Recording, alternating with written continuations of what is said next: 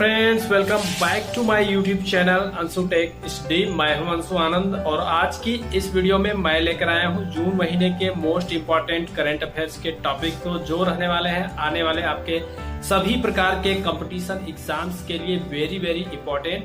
तो दोस्तों, अगर आपने अभी तक हमारे YouTube channel Anshu tech HD को सब्सक्राइब नहीं किया है तो प्लीज सब्सक्राइब कर दें और साथ में बेल आइकन को प्रेस करते हैं। तो दोस्तों चलिए शुरू करते हैं इस वीडियो को बिना किसी देर के। तो दोस्तों आज की वीडियो का पहला क्वेश्चन है, किस राज्य की सरकार ने हाल ही में बाल मजदूरों को शिक्षित करने हेतु बाल श्रमिक विद्या योजना की शुरुआत की है? तो यहाँ पे दोस्तों उत्तर प्रदेश राज्य सरकार द्वारा हाल ही में बाल मजदूरों को शिक्षित करने हेतु बाल श्रमिक विद्या योजना की शुरुआत की गई है। दोस्तों इस योजना की बात की जाए तो इसमें जो है 8 से 18 वर्ष के जो है यहाँ पे जो भी गरीब मजदूर परिवार के बच्चे होते हैं 8 से 18 वर्ष के, तो उनको जो है बाल श्रम करना पड़ता है। इसको देखते हुए उनको शिक्षित करने के लिए सरकार ने यहाँ पे एक योजना शुरू की है जिसको बाल श्रमिक विद्या योजना कहा गया। ठीक है, ये उत्तर प्रदेश में शुरू की गई है। इस योजना के तहत जो है 8वीं 9वीं और 10वीं तक के बच्चों को अतिरिक्त 6,000 रुपए की भी सहायता दी जाएगी। यानी जो है अगर जो बच्चे 8 या 9 या 10 में पढ़ना चाह रहे हैं तो गरीब मजदूर परिवार से हैं तो उनको 6,000 रुपए की वित्तीय सहायता दी जाएगी। और अगर बात करें यहाँ पे पूरे प्रदेश में 2000 बच्चों का इस योजना के तहत चयन किया जाएगा।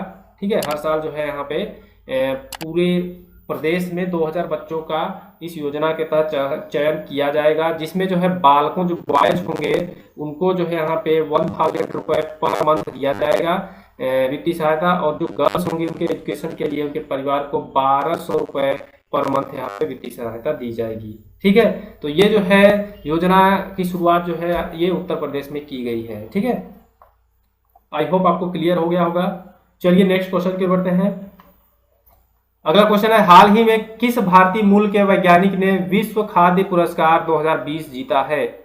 यहाँ पे दोस्तों हाल ही में रतन लाल, ऑप्शन नंबर सी इसका सही आंसर है। रतन लाल जी ने, ये जो भारतीय मूल के वैज्ञानिक हैं, इन्होंने विश्व खाद्य पुरस्कार 2020 का खिताब जीता है। चलिए नेक्स्ट क्वेश्चन की ओर बढ़ते हैं। अगला क्वेश्चन है दोस्तों, किस राज्य की सरकार ने हाल ही में पंचवटी योजना की शुरुआत की है? तो यहाँ पे दोस्तों पंचवटी योजना की शुरुआत हाल ही में हिमाचल प्रदेश में हुई है। तो हिमाचल प्रदेश के सीएम आपको पता ही होगा, हिमाचल प्रदेश के सीएम हैं जयराम ठाकुर और वहां की राजधानी है शिमला। तो आइए जानते हैं इस पंचवटी योजना के बारे में। ये जो है मनरेगा, स्वच्छ भारत मिशन, वहां के जो हिमाचल प्रदेश के रूरल डेवलपमेंट डिपार्टमेंट है, तो इसके तहत जो है ये योजना शुरू की गई है। समझ में आया? तो ये इस योजना के तहत यहाँ पे सभी जो हिमाचल प्रदेश के जितने भी ब्लॉक होंगे उनमें पार्क या बाग बगीचे, वहां पे गार्डन वगैरह बनाए जाएंगे। ठीक है, पार्क या गार्डन वगैरह बनाए जाएंगे। चलिए अगले क्वेश्चन की ओर बढ़ते हैं। यहाँ पे अगला क्वेश्चन है, किस राज्य की सरकार ने हाल ही में जगन्नाथ चेदोडू योजना की शुरुआत की है? तो यहाँ पे दोस्तों हाल ही में जगन्नाथ चेदोडू योजना की शुरुआत आंध्र प्रदेश सरकार द्वारा की गई है। तो आंध्र प्रदेश सरकार द्वारा ये योजना की शुरुआत की गई है। तो दोस्तों हाल ही में जगन्नाथ चेदोडू योजना जो है यहाँ पे आंध्र प्रदेश सरकार द्वारा शुरू की गई है। आंध्र प्रदेश के सीएम है यहाँ पे जगनमोहन रेड्डी।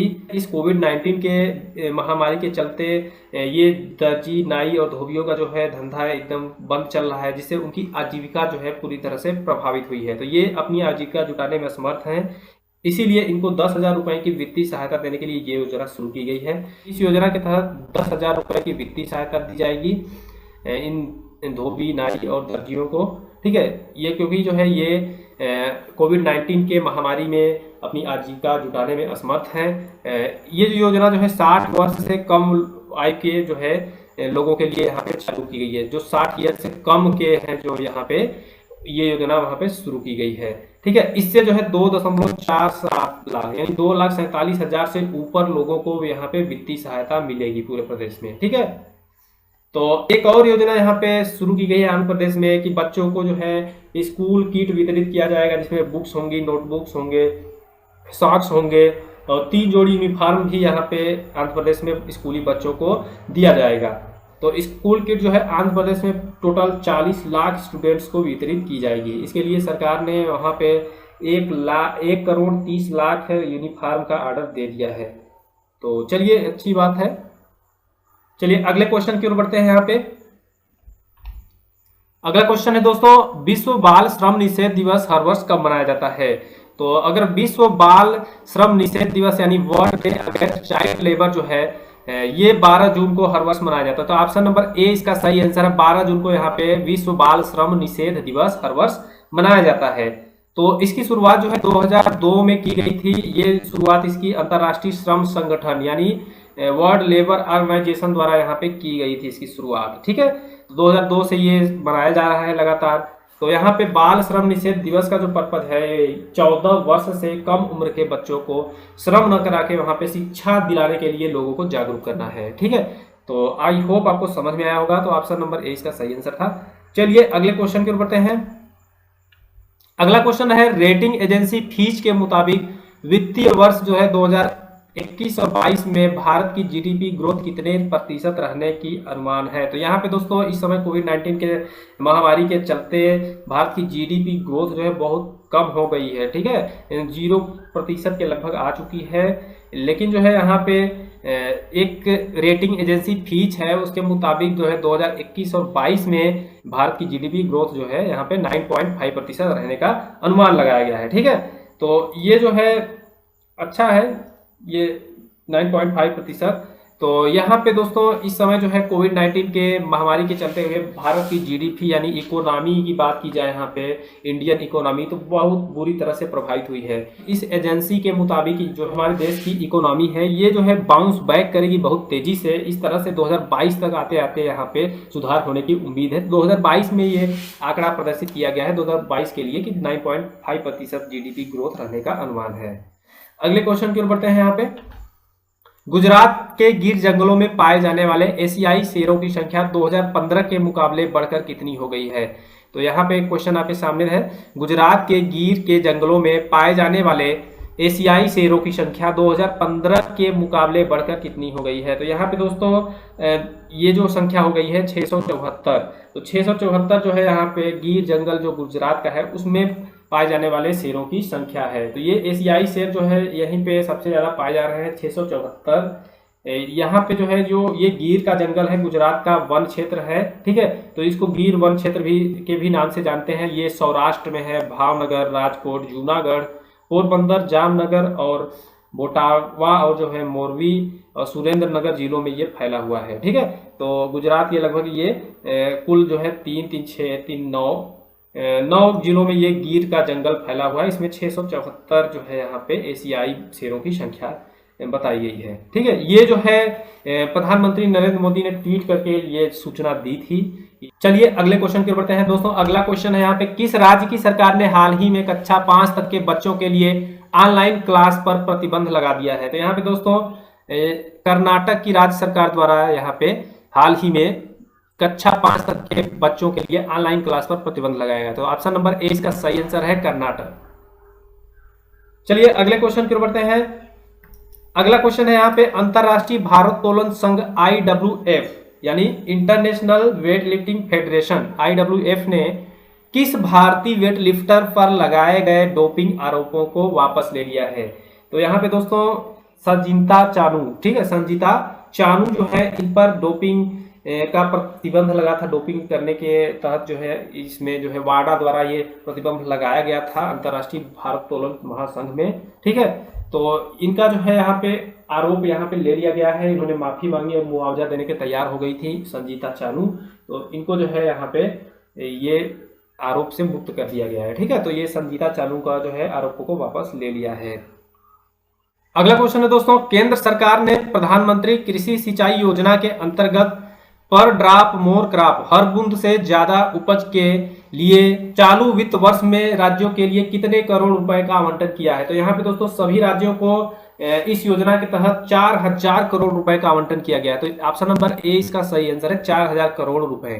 ठीक है, तो इस योजना के बारे में हम जानते हैं। इस योजना में जो है ये जो टपक सिंचाई होती है और ड्रिप योजना और छिड़काव सिंचाई स्प्रे विधि से, ठीक है, इस सिंचाई विधियों को इसमें प्रोत्साहित किया जाएगा और इसमें जो है किसानों को जागरूक भी बनाना है और उनको सक्षम भी बनाना है इस योजना के तहत। और ड्रॉप मोर क्रॉप योजना के तहत ड्रीप व छिड़काव विधियों की सिंचाई में किसानों को सक्षम बनाना है। ठीक है, इसमें जो है वाटर की कम खपत होगी। अगर हम टपक सिंचाई और स्प्रे के तरीके से हम सिंचाई करेंगे उपकरण लगा के, तो यहाँ पे वाटर की भी बचत होगी। ठीक है, जो वाटर गिरेगा यहाँ पे डायरेक्ट पेड़ पौधों के बगल में ही गिरेगा। ठीक है, उनकी जड़ों पर गिरेगा। और इसमें जो है फर्टिलाइजर भी कम लगेगा, जो फर्टिलाइजर खाद वगैरह दी जाती है खेतों में, तो उससे भी जो है उसकी खपत भी कम होगी, क्योंकि जो है सीधे वो डायरेक्ट पानी में घोल के ड्रिप सिंचाई और स्प्रे सिंचाई के तहत डायरेक्ट पौधों पर छिड़काव कर दिया जाएगा, जिससे जो है ज़्यादा यहाँ पे पौधों को लाभ मिलेगा। ठीक है, इस तरह से। और यहाँ पे श्रम की भी बचत होगी, जो भी खाद वगैरह छींटते हैं लोग जाके खेतों में, तो इसमें जो है घोल के यहाँ पे डाल दिया जाएगा यहाँ टंकी में, और पाइप की मदद से फवारों और टपक सिंचाई से डायरेक्ट जो है ये खाद वहाँ पे चली जाएगी, जिससे मजदूर और लेबरों की जो है यहाँ पे आवश्यकता कम पड़ेगी। ठीक है, तो यहाँ पे देखिए वाटर की भी बचत हुई, फिर जो भी फर्टिलाइजर या फिर खाद है उसकी भी बचत हो रही है, और श्रम या मेहनत की भी बचत हो रही है। अगला क्वेश्चन है दोस्तों, विश्व बैंक ने पश्चिम बंगाल सरकार को राज्य में कोविड-19 की स्थिति और विकासात्मक कार्यों से निपटने के लिए कितने करोड़ रुपए का ऋण दिया है? तो यहाँ पे वर्ल्ड बैंक ने जो है पश्चिम बंगाल सरकार को यहाँ पे ऋण दिया है 1950 करोड़ का। तो ऑप्शन नंबर सी इसका सही आंसर है। 1950 करोड़ का यहाँ पे ऋण जो है यहाँ पश्चिम बंगाल सरकार को दिया गया है। तो जिसमें से जो है पश्चिम बंगाल सरकार को ने यहाँ पे 850 करोड़, जो 1950 करोड़ मिले हैं उसमें जो है 850 करोड़ यहाँ पे सामाजिक कार्य जो है लोगों में जो भी सुख सुविधाएं हैं, योजनाएं हैं, ठीक है, उनको पहुंचाने के लिए 850 करोड़ रुपए, और जो 1100 करोड़ बचे यहाँ पे, तो 1100 करोड़ जो है उद्योगों, जो बड़े उद्योग हैं या फिर जो है उद्योगों को प्रोत्साहन देने के लिए यहाँ पे 1100 करोड़ रुपए का यहाँ पे आवंटन किया गया है। तो 1950 करोड़ में 850 करोड़ विकासात्मक कार्यों के लिए और 1100 करोड़ जो है यहाँ पे उद्योगों के लिए यहाँ पे आवंटित किया है। ठीक है, तो चलिए अगले क्वेश्चन की ओर बढ़ते हैं। मर्सर के 2020 कास्ट ऑफ लिविंग सर्वे के अनुसार प्रवासियों के लिए भारत का सबसे महंगा शहर निम्नलिखित में से कौन सा है? तो यहाँ पे दोस्तों हाल ही में मर्सर एक यहाँ पे सर्वे किया था मर्सर, तो यहाँ पे 2020 कॉस्ट ऑफ लिविंग सर्वे किया गया था। ठीक है, जिसमें जो है यहाँ पे सबसे कॉस्टली शहर, मतलब महंगे शहर, रहने के लिए बहुत महंगे शहर की लिस्ट जारी हुई थी। तो भारत का सबसे महंगा शहर जो है यहाँ पे इस सर्वे के मुताबिक कौन सा है? तो इस सर्वे के मुताबिक जो है भारत का सबसे महंगा शहर ऑप्शन नंबर ए मुंबई है। तो ऑप्शन नंबर ए इसका सही आंसर है मुंबई। अगर बात की जाए मुंबई की, तो यहाँ पे विश्व में जो है कुल शहरों में 60वें स्थान पर आया है ये। तो मुंबई जो है भारत का सबसे महंगा शहर है और विश्व में 60वां सबसे महंगा शहर है। ठीक है, 60वें नंबर पे है। एशिया की बात की जाए तो महंगे शहर में 19वां स्थान है यहाँ पे, और पूरे वर्ल्ड की बात की जाए यहाँ पे, तो यहाँ पे मुंबई का 60वां स्थान है। ठीक है, और इंडिया में यहाँ पे फर्स्ट प्लेस है। फर्स्ट प्लेस कहाँ है? इंडिया में। ठीक है, इंडिया का सबसे महंगा शहर है मुंबई, फर्स्ट प्लेस पे है। ठीक है, और एशिया में जो है 19वें स्थान पे मुंबई है, और पूरे विश्व में जो है 60वें स्थान पे महंगा शहर है। यहाँ पे भारत के और बड़े शहरों की बात की जाए तो यहाँ पे न्यू दिल्ली की बात की जाए, न्यू दिल्ली जो है यहाँ पे महंगे शहरों में कौन से स्थान पे? तो इसका जो है 101 प्लेस है। ठीक है, 101 प्लेस है यहाँ पे, 101 प्लेस है। ठीक है, और चेन्नई का जो है यहाँ पे, चेन्नई की बात की जाए, चेन्नई का जो स्थान है यहाँ पे 143वां। और यहाँ पे बेंगलुरु की बात की जाए तो बेंगलुरु की जो है यहाँ पे 171वां स्थान है, और कोलकाता का स्थान जो है 185 है। तो पूरे विश्व भर में न्यू दिल्ली जो है यहाँ पे 101 नंबर पे आ रहा है, यानी 101 शहर, 101वां स्थान है यहाँ पे महंगे शहर में। चेन्नई का 143वां स्थान है विश्व भर में महंगे शहरों में, और यहाँ पे बेंगलुरु जो है यहाँ पे 171वें स्थान पे, और कोलकाता 185वें स्थान पे है। अगला क्वेश्चन है दोस्तों, किस देश के मानव रहित सबमर्सिबल ने हाल ही में महासागर के नीचे विश्व के सबसे गहरे बिंदु तक गोता लगाने का कीर्तिमान बनाया है? तो यहाँ पे ये सबमर्सिबल जो है एक तरह की मशीन है। इसने जो है प्रशांत महासागर का जो सबसे गहरा यहाँ पे बिंदु है मारियाना ट्रेंच, वहां पे जाने का, यहाँ गोता लगाने का यहाँ पे रिकॉर्ड बनाया है। ठीक है, इस मशीन को वहां पे 10,000 मीटर की गहराई तक अंदर ले जाया गया था। ठीक है, तो ये जो है चीन देश द्वारा जो है मानव रहित सबमर्सिबल द्वारा ये मुकाम हासिल किया गया है। तो ऑप्शन नंबर बी इसका सही आंसर है। बी जो है चीन के जो है मानव रहित सबमर्सिबल में महासागर के नीचे विश्व के सबसे गहरे बिंदु तक गोता लगाने का कीर्तिमान बनाया है। समझ में आया? अगर बात करें सबमर्सिबल जो है एक तरह से गहरे पानी में जाने वाली एक मशीन है। इसका इस्तेमाल जो है यहाँ पे वैज्ञानिक अनुसंधान के लिए किया जाता है। ठीक है, इसने हाल ही में जो है मारियाना ट्रेंच, पैसिफिक ओशियन के जो है प्रशांत महासागर के मारियाना ट्रेंच में यहाँ पे तल में जाकर यहाँ पे ये कीर्तिमान बनाया। ये एक तरह की ऑटोमेटिक मानव रहित मशीन है। इसका नाम जो है हायदू 1 है, हायदू 1 रखा गया है। ठीक है, तो ये यही इस मशीन का नाम है। ये चीन द्वारा विकसित की गई है। अगला क्वेश्चन है दोस्तों, किस राज्य सरकार ने प्रवासी श्रमिकों के लिए रोजगार खोजने हेतु रोजगार सेतु पोर्टल लॉन्च किया है? तो यहाँ पे दोस्तों ऑप्शन आपके सामने है, तो इसका सही आंसर है मध्य प्रदेश। मध्य प्रदेश की सरकार ने हाल ही में रोजगार सेतु पोर्टल लॉन्च किया है। इसके द्वारा जो है श्रमिकों को रोजगार खोजने में यहाँ पे सुविधा होगी। ठीक है, तो ऑप्शन नंबर डी इसका सही आंसर है, मध्य प्रदेश। चलिए अगले क्वेश्चन की ओर बढ़ते हैं। यहाँ पे अगला क्वेश्चन है, किस देश ने हाल ही में कोरोना संक्रमितों के इलाज हेतु प्लाज्मा की ऑनलाइन उपलब्धता शुरू की है? तो यहाँ पे दोस्तों हाल ही में बांग्लादेश में ऑनलाइन यहाँ पे प्लाज्मा थेरेपी को यहाँ पे किया गया है ऑनलाइन। ठीक है, इसके द्वारा जो है यहाँ के लोग ऑनलाइन बुक कर पाएंगे कोविड-19 के इलाज के लिए प्लाज्मा थेरेपी को। ये जो है बांग्लादेश में शुरू किया गया है। ठीक है, तो इसका सही आंसर है बांग्लादेश। चलिए अगले क्वेश्चन की ओर बढ़ते हैं।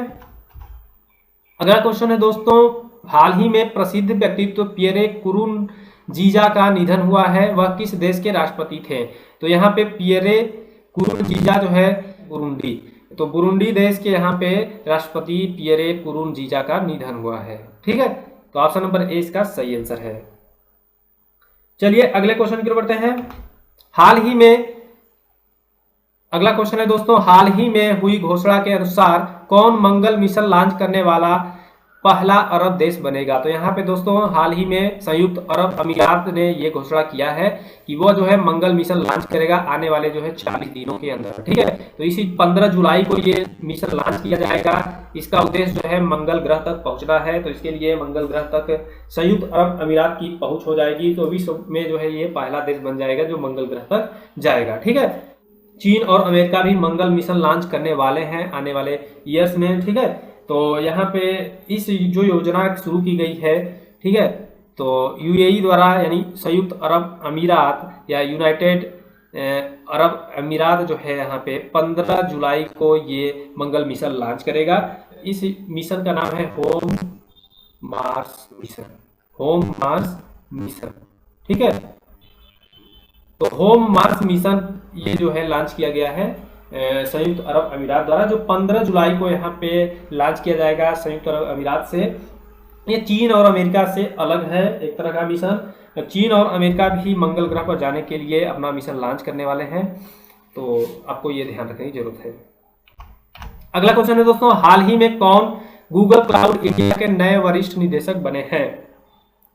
तो हाल ही में जो है यहाँ पे अनिल वल्लूरी जो है यहाँ पे गूगल क्लाउड इंडिया के नए वरिष्ठ निदेशक बने हैं। अगला क्वेश्चन है दोस्तों, हाल ही में नासा विशिष्ट सेवा पदक से सम्मानित किया गया है। तो हाल ही में जो है एक व्यक्ति हैं, उनका नाम जो है यहाँ पे रंजीत कुमार को जो है यहाँ पे नासा विशिष्ट सेवा पदक से सम्मानित किया गया है। ठीक है, तो ऑप्शन नंबर सी इसका सही आंसर है, रंजीत कुमार। अगले क्वेश्चन की ओर बढ़ते हैं। हाल ही में किसे जम्मू कश्मीर और लद्दाख के संयुक्त उच्च न्यायालय का न्यायाधीश नियुक्त किया गया है? तो हाल ही में जो है केंद्र शासित प्रदेश जो बने थे पिछले साल, जम्मू कश्मीर और लद्दाख, वहां के संयुक्त उच्च न्यायालय का न्यायाधीश जो है यहाँ पे जावेद इकबाल बानी को नियुक्त किया गया है। तो ऑप्शन नंबर बी इसका सही आंसर है, जावेद इकबाल बानी को जम्मू कश्मीर और लद्दाख के संयुक्त उच्च न्यायालय का न्यायाधीश नियुक्त किया गया है। ठीक है, अगला क्वेश्चन है, हाल ही में वंदे उत्कल जननी किस राज्य का गान बना है? तो यहाँ पे वंदे उत्कल जननी जो है यहाँ पे उड़ीसा का राज्य गान बना है। ठीक है, राज्य का एक तरह से गीत बनाया गया है वंदे उत्कल जननी। जैसे हमारे राष्ट्र का राष्ट्रगान है जनगण मन, उसी तरह से उड़ीसा का राज्य गान है यहाँ पे वंदे उत्कल जननी। चलिए अगले क्वेश्चन पे बढ़ते हैं। हाल ही में किसे उत्तराखंड की ग्रीष्मकालीन राजधानी बनाया गया है? तो यहाँ पे उत्तराखंड की 2 राजधानियां होती हैं जो शीतकालीन राजधानी होती है यहाँ पे देहरादून, और जो ग्रीष्मकालीन राजधानी होती है यहाँ पे गैरसैंण। तो यहाँ पे हाल ही में ग्रीष्मकालीन जो है राजधानी उत्तराखंड की बनाया है गैरसैंण को यहाँ पे ग्रीष्मकालीन राजधानी बनाया गया है उत्तराखंड राज्य का। ठीक है, तो ऑप्शन नंबर सी इसका सही आंसर है, गैरसैंण। चलिए अगले क्वेश्चन की ओर बढ़ते हैं। किस राज्य की सरकार ने हाल ही में प्रवासी श्रमिकों के लिए राज कौशल पोर्टल का शुभारंभ किया है? तो यहाँ पे दोस्तों हाल ही में राजस्थान राज्य सरकार द्वारा वहां के प्रवासी श्रमिक हैं उनके लिए राज कौशल पोर्टल का शुरुआत किया गया है। तो जो यहाँ पे राज कौशल पोर्टल जो है यहाँ पे राजस्थान के प्रवासी मजदूरों के लिए शुरू किया गया है। ये एक तरह का online labour employment exchange portal है। ठीक है, कंपनियां लेबर्स के लिए यहाँ पे मांग उठाएंगी और इस पोर्टल पे जो भी वहाँ के प्रवासी मजदूर होंगे यहाँ पे राज कौशल पोर्टल पे अपना ऑनलाइन फॉर्म भरेंगे और अपने को रजिस्टर कर लेंगे। अब जो है यहाँ पे जो भी कंपनियां प्राइवेट कंपनियां होंगी और राज्य की जो भी कंपनियां होंगी, जो भी वर्किंग ऑर्गेनाइजेशन होंगी, ये जो है अपने लिए लेबर का वहाँ पे मांग उठाएंगी। तो उस तरह से राज कौशल पोर्टल द्वारा वहाँ पे पूर्ति की जाएगी। एक तरह से लोगों को यहाँ पे जॉब मिल सकता है। ठीक है, तो ये जो है पोर्टल अच्छा है। ये जो है कोविड-19 के जो है महामारी के चलते एक तरह का पोर्टल शुरू किया गया है। इसमें जो है जो भी प्रवासी मजदूर हैं अपनी बेसिक डिटेल के साथ ऑनलाइन फॉर्म भरेंगे और उनको जो है रजिस्ट्रेशन नंबर मिल जाएगा। जो कंपनियां यहाँ पे आएंगी एक तरह से प्रवासी मजदूरों को सेलेक्ट करेंगी और उनको इजीली जो है जॉब यहाँ पे प्रोवाइड करा देंगी। ठीक है, इससे जो है वहाँ के श्रमिकों के लिए जॉब पाना आसान हो जाएगा। तो देखते हैं दोस्तों क्या होता है। अगला क्वेश्चन है, हाल ही में किसने EY world entrepreneur of the year 2020 का खिताब जीता है? तो इसका सही आंसर है यहाँ पे किरण एम शाह। किरण एम शाह जो है ऑप्शन नंबर सी इसका सही आंसर है। किरण एम शाह ने EY world entrepreneur of the year 2020 का खिताब जीता है। अगला क्वेश्चन है, हाल ही में कौन IIFL फाइनेंस के पहले ब्रांड एम्बेसडर बने हैं? तो यहाँ पे जो है IIFL फाइनेंस के जो है पहले ब्रांड एम्बेसडर बने हैं रोहित शर्मा। ठीक है, तो IIFL जो है फाइनेंस एक तरह की जो है गैर बैंकिंग संस्था है। ये IIFL फाइनेंस, इसके जो ब्रांड एम्बेसडर बने हैं Rohit Sharma. Option number D इसका सही आंसर है। चलिए अगले क्वेश्चन की ओर बढ़ते हैं। अगला क्वेश्चन है दोस्तों, हाल ही में किसे रोमानिया में भारत का अगला राजदूत नियुक्त किया गया है? तो यहाँ पे दोस्तों ऑप्शन आपके सामने है। तो इसका सही आंसर है यहाँ पे राहुल श्रीवास्तव। तो Rahul Shrivastava option number C इसका सही आंसर है। राहुल श्रीवास्तव को रोमानिया में भारत का अगला राजदूत नियुक्त किया गया है। ठीक है, अगला क्वेश्चन है दोस्तों, किस भारतीय को हाल ही में UNDAP की goodwill ambassador to the poor बनाया गया है? तो यहाँ पे दोस्तों भारत की M Netra, option number C इसका सही आंसर है। एम नेत्रा को यहाँ पे UNDAP की goodwill ambassador to the poor बनाया गया है। ठीक है, तो UNDAP का फुल फॉर्म होता है united nation association for development and peace. ठीक है, तो ये जो है ये एम नेत्रा जो है 13 वर्षीय बालिका है। ये एक तरह से मध्यम वर्गीय परिवार से है भारत के। ठीक है, तो इसने जो क्या किया था कि कुछ दिन पहले अपने पिता से यहाँ पे रिक्वेस्ट करा के पिता की जो पूरी जीवन भर की कमाई है 5 लाख रुपए कोविड-19 के इस संकट काल में 600 गरीब परिवारों की मदद के लिए यहाँ पे खर्च किया था। तो इसको देखते हुए यहाँ पे united nation association for development and peace की जो है यहाँ पे goodwill ambassador to the poor बना दिया गया है। ठीक है, तो एम नेत्रा की जो आयु है यहाँ पे 13 वर्ष है। ठीक है, 13 ईयर की है एम नेत्रा। आपको ये ध्यान देने की जरूरत है। चलिए अगले क्वेश्चन की ओर बढ़ते हैं। विश्व खाद्य सुरक्षा दिवस यानी वर्ल्ड फूड सेफ्टी डे हर वर्ष कब मनाया जाता है? तो यहाँ पे वर्ल्ड फूड सेफ्टी डे जो है हर वर्ष 7 जून को मनाया जाता है। तो ऑप्शन नंबर ए इसका सही आंसर है 7 जून।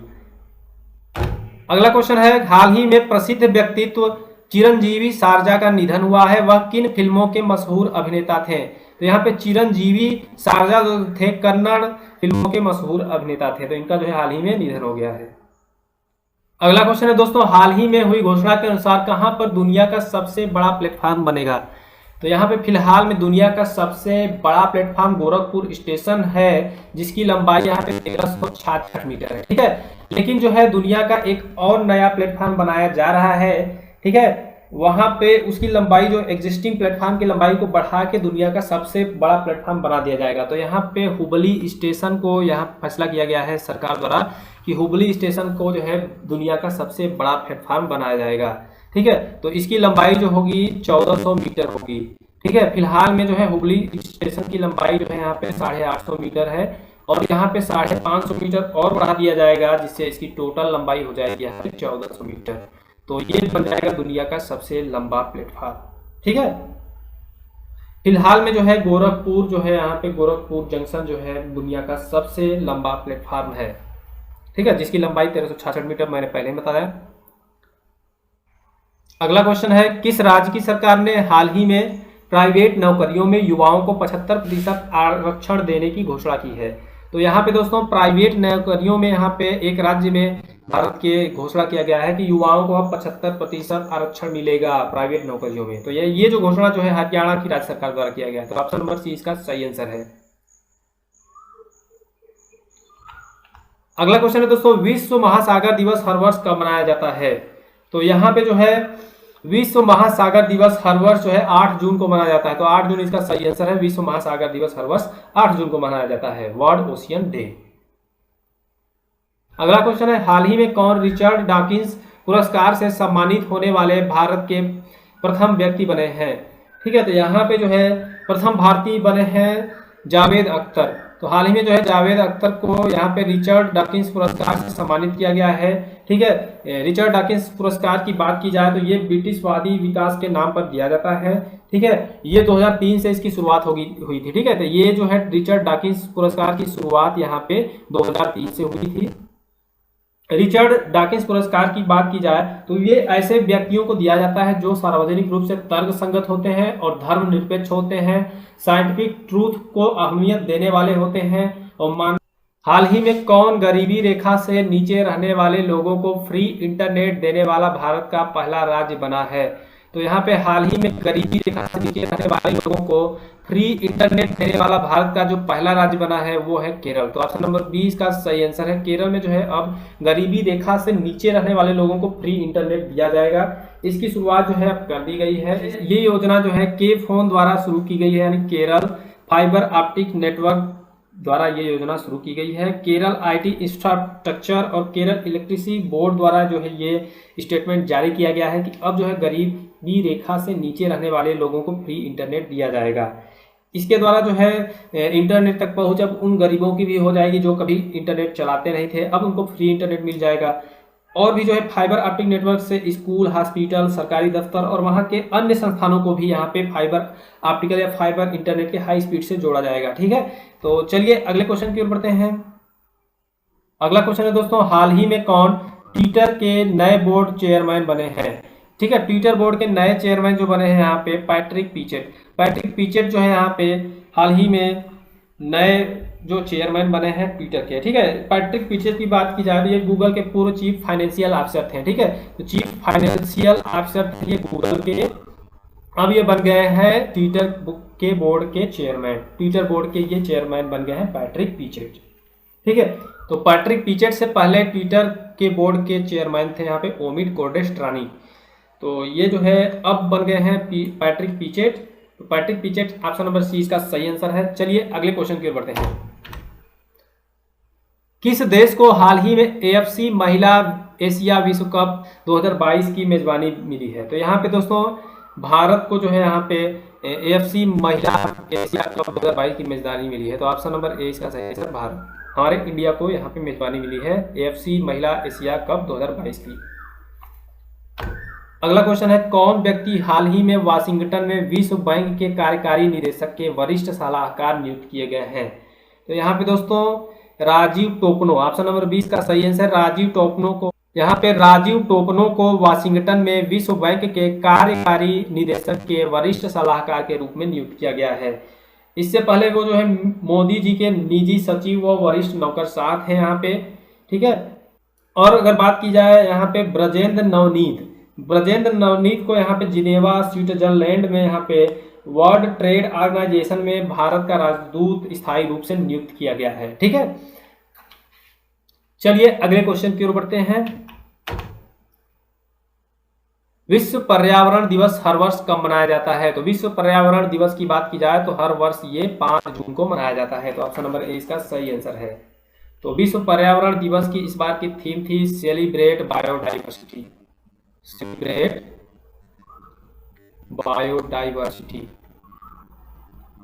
ठीक है। तो इस साल की थीम थी सेलिब्रेट बायोडाइवर्सिटी, ठीक है। ये जो है 5 जून 1974 से लगातार माना जा रहा है। 5 जून 1974 में इसकी शुरुआत हुई थी। तो वर्ल्ड इन्वायरमेंट डे की शुरुआत यहाँ पे 5 जून 1974 से हुई है, ठीक है।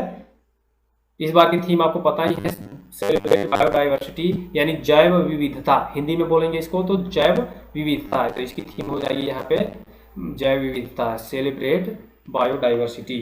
जैव विविधता की बात की जाए तो जैव विविधता इसका जो है उद्देश्य इस बार था कि जैव विविधता संरक्षण और प्राकृतिक संतुलन का होना जो है यहाँ पे मानव अस्तित्व के लिए बहुत ही ज्यादा आवश्यक है, ठीक है। अगला क्वेश्चन है, किस राज्य की सरकार ने हाल ही में कोविड-19 के प्रति जागरूकता फैलाने हेतु मिशन फतेह अभियान शुरू किया है? तो यहाँ पे दोस्तों मिशन फतेह अभियान पंजाब की राज्य सरकार द्वारा शुरू किया गया है। तो ऑप्शन नंबर बी इसका सही आंसर है। इसमें जो है कोविड-19 के लिए लोगों को जागरूक करने के लिए 1 महीने का टोटल यहाँ पे ये योजना चलेगी, ठीक है। ये अभियान जो भी मिशन फतेह है ये चलाया जाएगा 1 महीने भर, ठीक है। इसमें जो है लॉकडाउन पर लगी रोक का पालन करने के लिए लोगों को जागरूक किया जाएगा। लोगों को सोशल डिस्टेंसिंग वगैरह कैसे जो है कोविड-19 से लड़ना है, इसके लिए जो है तरह तरह के यहाँ पे हथकंडे अपनाए जाएंगे। लोगों को जो है यहाँ पे बताया जाएगा, समझाया जाएगा, ठीक है। तो महीने भर ये कार्यक्रम चलाया जाएगा यहाँ पे। अगर बात करें हम पंजाब के सीएम की, तो पंजाब के सीएम है कैप्टन अमरिंदर सिंह। तो इन्होंने ही ये योजना का शुरुआत किया है। चलिए अगले क्वेश्चन की ओर बढ़ते हैं। अगला क्वेश्चन है दोस्तों, हाल ही में कौन नेशनल फर्टिलाइजर्स लिमिटेड के अध्यक्ष व प्रबंध निदेशक बने हैं?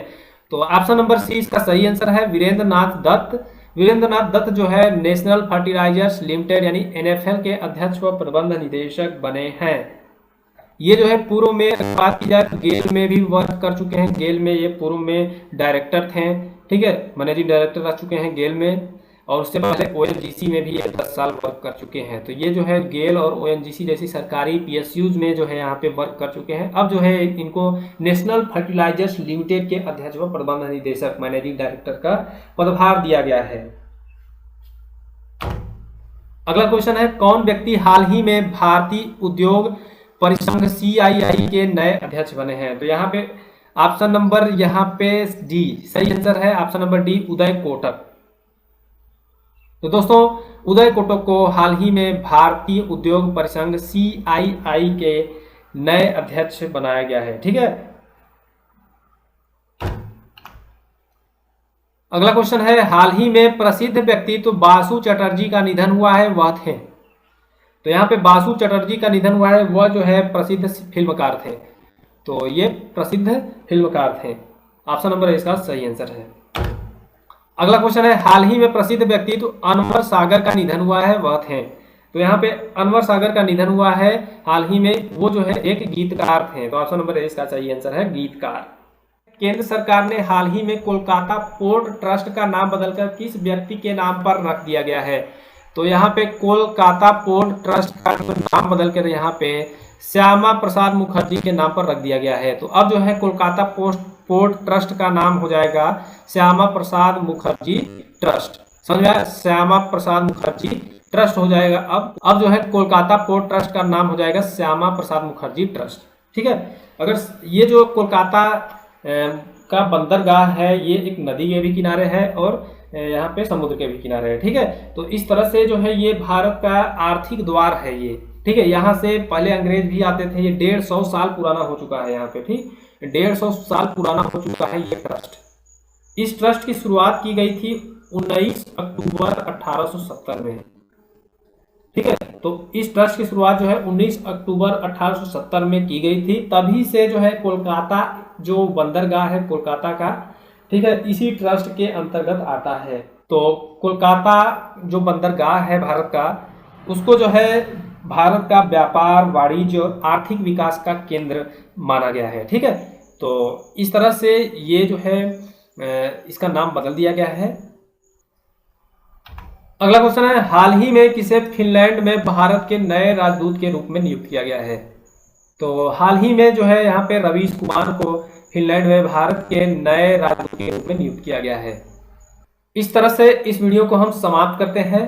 अगर आपको इस वीडियो के क्वेश्चंस अच्छे लगे हों तो इस वीडियो को लाइक कर दें, शेयर कर दें अपने सारे दोस्तों के साथ और हमारे YouTube channel Anshu tech HD को सब्सक्राइब कर दें। Thanks for watching this video. Have a nice day guys.